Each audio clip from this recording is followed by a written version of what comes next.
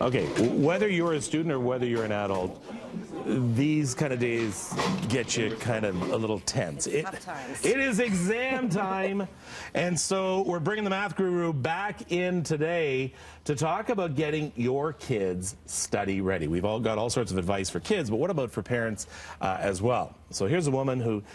We didn't like each other at first. Okay, that's not true. Well, no, that might didn't. have been one-sided. No, it was. You didn't like me very much. No, you represented math, and you represent everything I can't stand. And so when we first met each other, I said that's a math guru. Ugh. But now we're besties. But we are besties because she is so good at what she does. Aw, thank you. Okay, so let's talk about getting your kids study ready. So one thing I really wanted to talk about is, you know, it's a stressful time for everyone. So kids are really stressed, but parents are really stressed for their kids.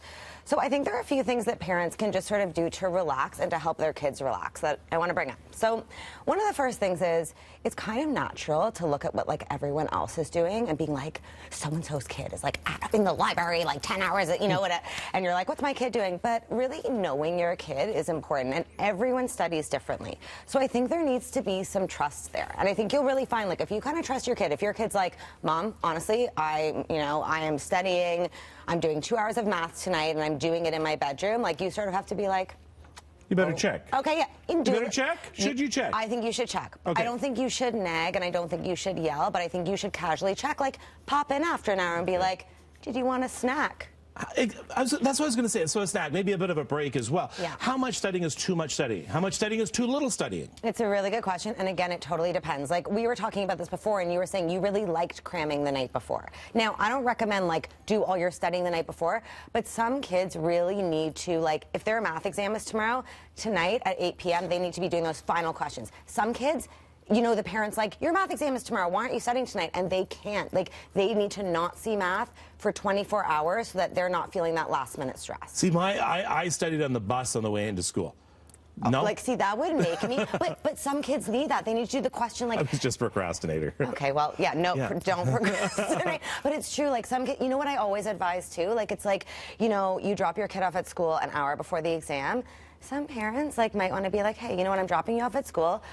Chill outside, go to a coffee shop across the street and go in after, instead of like being amidst the craziness, you know? If you are an hour away from an exam at that time, are you going to learn anything in that last hour? I think, like, to me, what happens is you start panicking and you start unlearning. So as you're saying, drop your kid off and say, you know what, chill. Chill, like, do not open that math book. Don't, like, the key, and this is hard for parents to kind of say, but like, don't listen to your friends who are freaking out.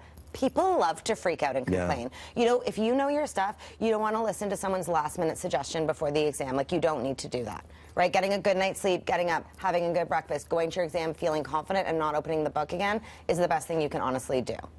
And then knowing your kid's schedule, too. That's another thing, too, is a lot of parents don't know they have a test tomorrow or next Tuesday or something like that. So know your kid's schedule.